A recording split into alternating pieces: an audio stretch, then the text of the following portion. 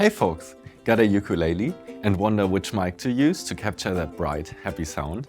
Today we're putting two mics to the test, the SC600 and the EM800.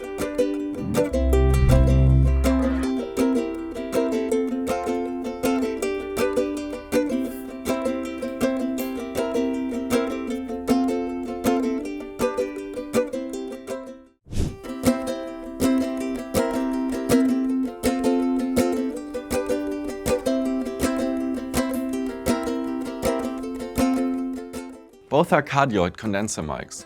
But first, what is a condenser mic? In short, it's sensitive, detailed, and loves acoustic instruments.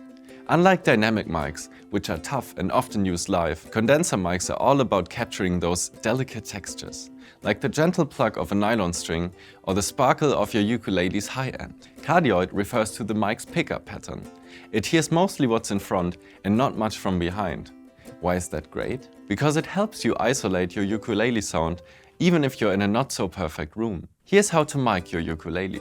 Place the mic 20 to 30 centimeters away. Aim slightly above or below the sound hole. Avoid pointing directly at the sound hole. I personally really love the SC600. Which one's your favorite?